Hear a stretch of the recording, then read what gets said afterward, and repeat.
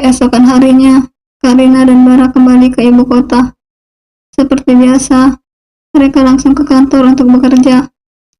Tapi bedanya hari ini, Karina tak merasa kesal seperti biasanya. Karina mengetuk pintu ruang bosnya kemudian masuk. "Permisi Pak," ucapnya formal. Mereka sekarang sedang bekerja. Jelas yang dia hadapi sekarang adalah Bara, bosnya, bukan Bara, calon suaminya. Calon suami? Karina merona kalau mengingat hal itu. "Ya, ada apa?"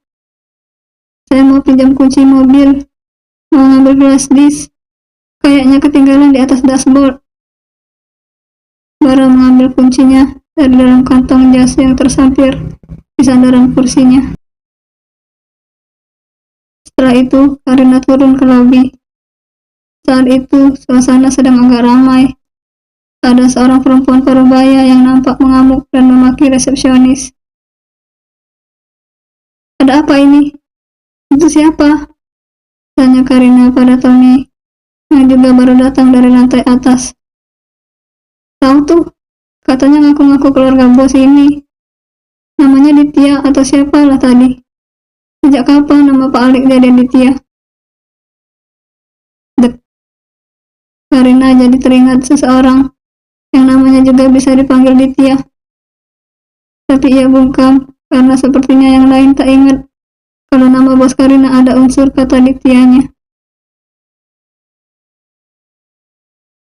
Karina ceringukan mencoba melihat sosok perempuan tersebut. Ia bersama dengan anak perempuannya yang sepertinya berusia 20 tahunan. Masa bodoh, Karina memilih pergi ke parkiran. Otaknya mulai berpikir, tapi ia takut apa yang ia pikirkan malah jadi kenyataan.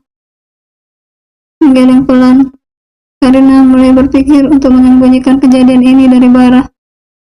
Tapi bagaimana caranya?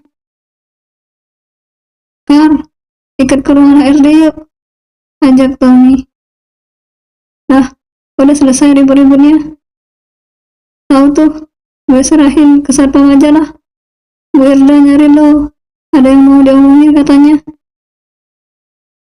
Karina yang tadinya akan kembali ke ruangannya, jadi ikut pergi ke ruang HRD bersama Tommy. Gue gak habis pikir, ada aja manusia modelan begitu. Dulu ada aja cewek yang ngaku pacarnya Pak Bara, selingkuhannya Pak Alek lah, ngaku dihamilin rahasia lah. Pusing gue. Karina tertawa melihat repotnya Tommy selama menjadi HRD.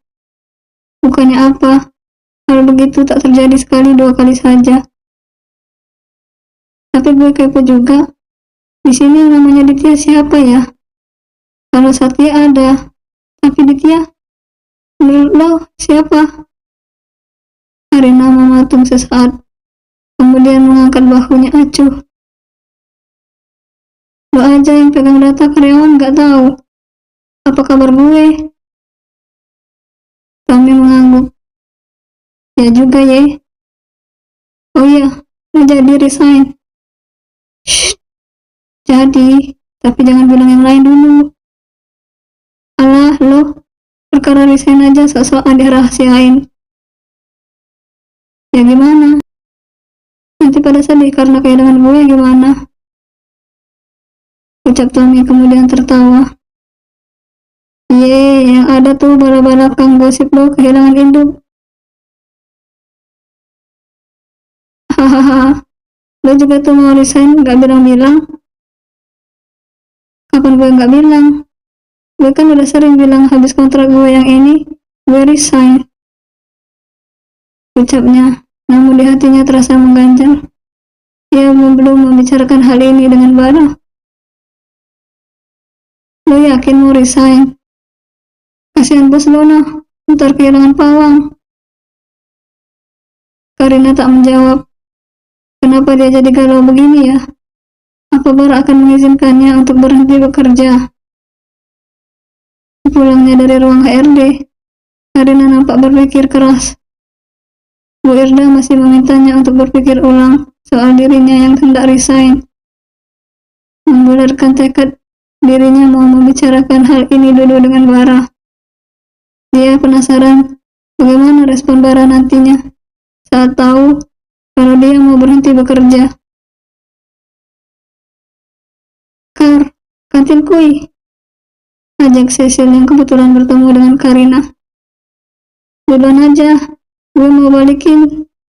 Karina menunjukkan kunci mobil di tangannya. Benda ini dulu. Oh ya udah, kita duluan ya. Sip. Sampainya di ruangannya, dia agak ragu untuk masuk ke ruangan Bara. Dia menarik napas dalam, kemudian menghembuskannya lagi. Begitu berapa kali. Saat Karina masih mengatur perasaannya, Bara lebih dulu membuka pintu. Ngapain berdiri di situ? Masuk, ucap Bara. Bapak kok tahu saya ada di luar?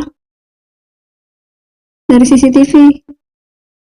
Kening Karina mengerut. CCTV? Sejak kapan bosnya ini doyan memeriksa CCTV? CCTV? Tumben amat, Pak. Bara nampak acuh dan langsung duduk di sofa. Saya mau mematikan CCTV di ruang saya, ucap Bara lagi dengan wajah santai. Sementara Karina sendiri malah deg-degan tiba-tiba. Apa maksud Bara coba? Apa yang dimatiin, Pak? Bukannya Bapak sendiri yang mau ada CCTV di ruang Bapak? Bara menoleh pada Karina, meminta gadis itu untuk duduk di sebelahnya, kemudian tersenyum penuh arti. Gak enak kan kalau ada yang lihat kita berduaan di sini? Muka Karina memerah. Jantungnya makin berdetak tak karuan. Apalagi maksud Bara bilang begitu. Memangnya mereka mau ngapain? Sampai Bara mematikan CCTV. Tak, au, teriak Karina. Begitu satu sentilan mampir di keningnya. Kamu mikirin apa, ha? Karina mengelus keningnya. Bara ini kadang suka sekali menjentikkan jarinya di kening Karina. Kan sakit. Gak mikir apa-apa. Bapak tuh yang kenapa ngomongnya ambigu? Ambigu gimana? Karina nampak ragu, tapi ia tetap menjawab. Ya ambigu, masa matiin CCTV karena mau berduaan sama saya? Cicit Karina makin pelan. Bara tersenyum penuh arti. Menurut kamu gimana? Karina menatap ke arah Bara. Ya kok jadi seperti tak mengenali orang di hadapannya ini? Kenapa Karina seperti baru mengenali sosok Bara yang ini? Tapi ini di kantor, Pak. Bara mendekat dan Karina berangsur mundur. Pak, serunya. Bara hanya fokus melihatnya. Bapak jangan aneh-aneh. Pak, serunya lagi saat Bara sudah persis ada di depannya. Refleks mata Karina tertutup dan lagi-lagi satu sentilan mampir di keningnya. Saya nggak aneh-aneh. Saya tahu ini kantor. Saya matikan CCTV cuma karena kamu bilang belum siap go publik aja. Jawab Bara santai dan kembali duduk di tempatnya semula. Karina mematung. Sepertinya otaknya saja yang terlalu banyak debu. Apa karena dia sudah lama tak pacaran, makanya dia jadi merasa begini? Makanan kita sudah datang. Tunggu sebentar, ucap Bara. Makanan? Bara sedang mengetik sesuatu di gawainya. Iya, Mas beli di tempat biasa. Gak apa-apa kan? Mas, desis Karina. Dia tak salah dengar kan? Bara baru saja menyebut dirinya sendiri Mas. Kamu harus biasakan memanggil saya Mas. Masa selamanya kamu mau memanggil saya Bapak? Nanti saya saingan lagi sama bapak kamu. Tapi ini kan di kantor. Sekarang lagi jam istirahat. Tapi kan masih di kantor. Kalau ada yang dengar gimana? Bara mendesah pelan. Karina ini benar-benar keras kepala.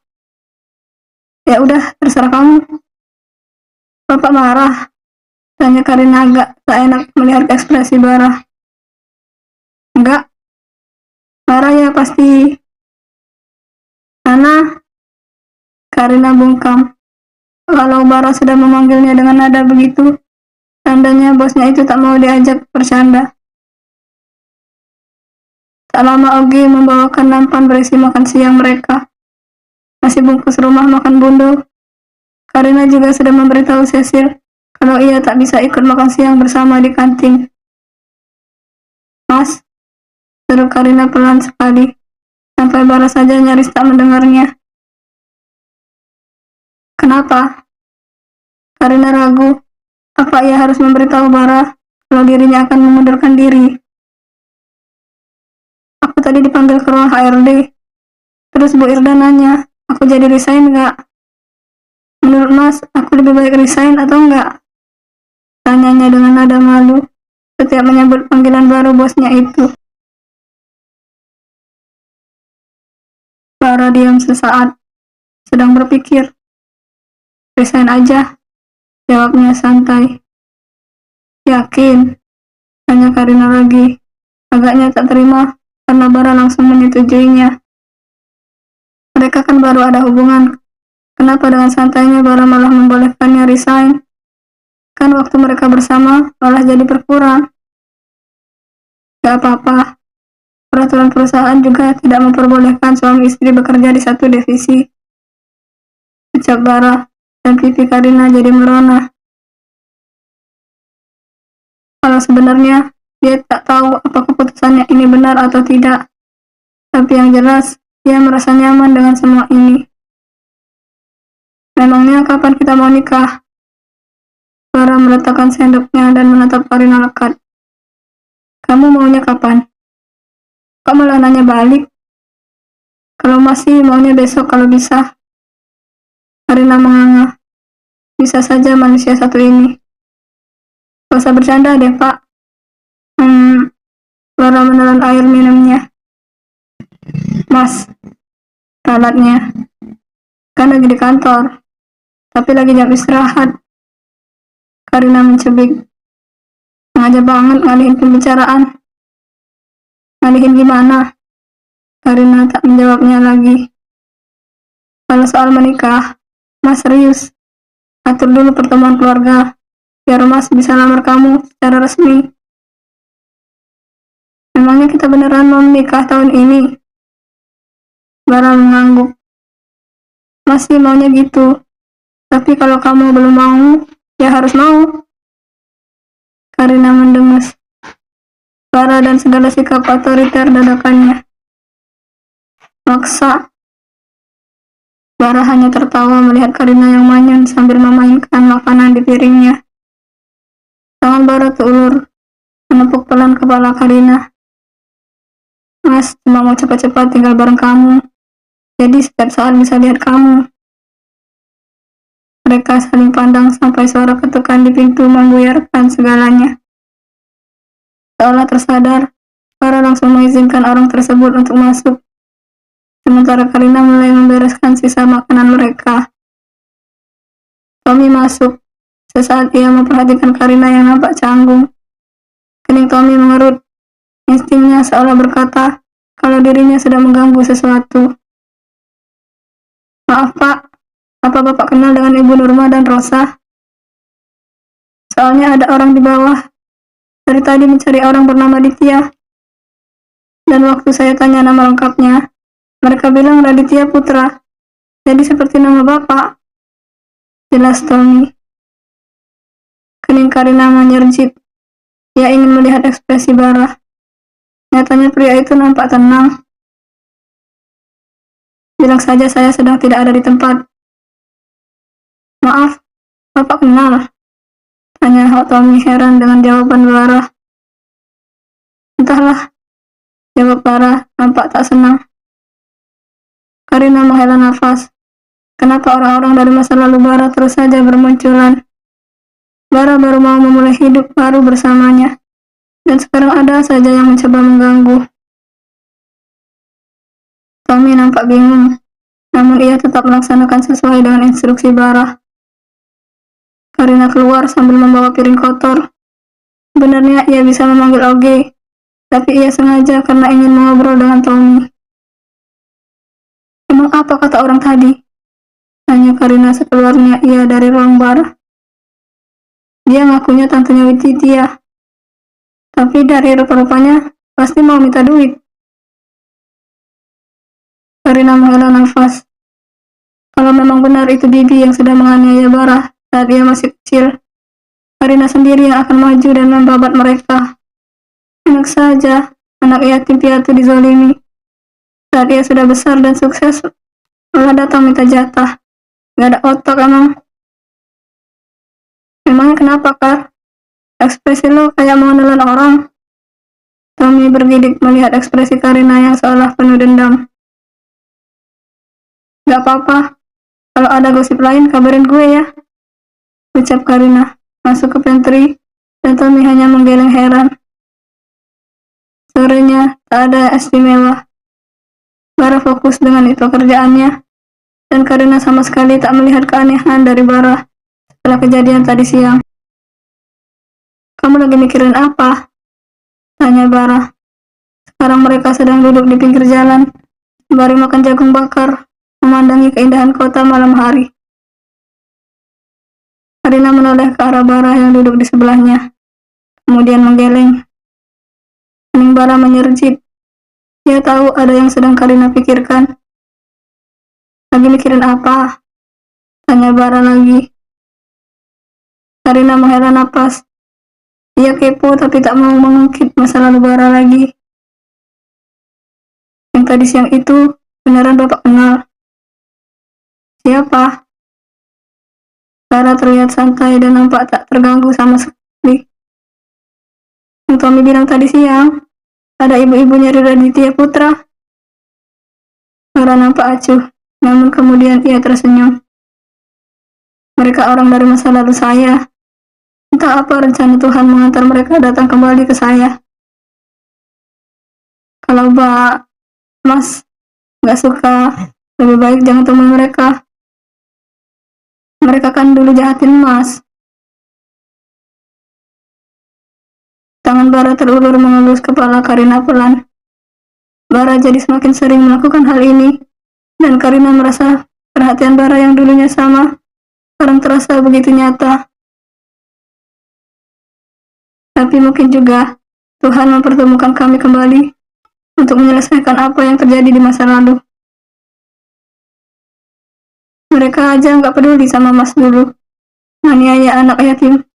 Sekarang Mas sudah sukses, dengan seenaknya datang lagi minta jatah. Gak tahu diri itu namanya, ucap Karina tak terima. Lagi-lagi Bara hanya tersenyum. Terima kasih karena sudah mengkhawatirkan saya, ucapnya, dan Karina berdecak kesal. Ya wajar kan ia khawatir. Dulu saat mereka belum ada hubungan pribadi saja, Karina sudah sering khawatir. Apalagi sekarang. Saat di jalan pulang, mereka tak banyak bicara. Bara fokus menyetir, sementara Karina curi-curi pandang ke arah Bara. Dia ingin melihat seperti apa ekspresi Bara saat ini. Apa calon suami kamu ini sekeren itu, sampai kamu liatin terus? Ucap Bara seolah sadar Karina meliriknya sejak tadi.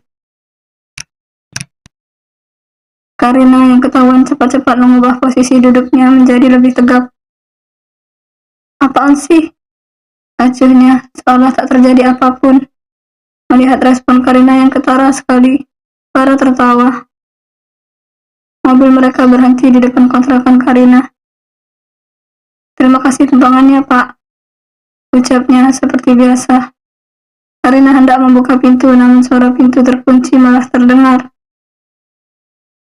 Karina melihat ke arah pelakunya. Kenapa dikunci? Gimana saya bisa keluar? Protes Karina. Bara diam saja, memperhatikan wajah Karina yang nampak manyun. Buka enggak? Bara menggeleng. Maunya apa sih? Tanya Karina, karena Bara nampak kekanakan.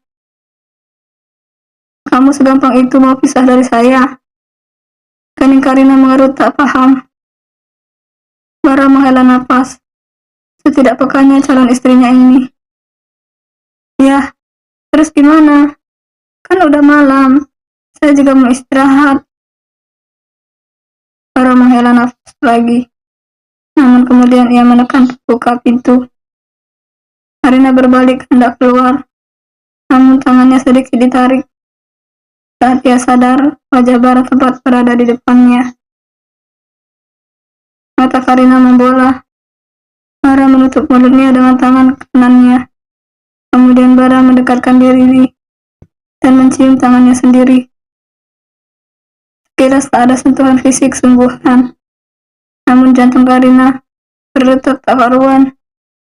Ia tak bisa berkata apapun lagi. Selamat malam. Semoga mimpi indah, ucap pria itu. Karina nampak linglung.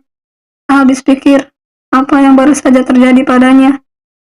Yang jelas dia akan sulit tidur malam ini. Bersambung.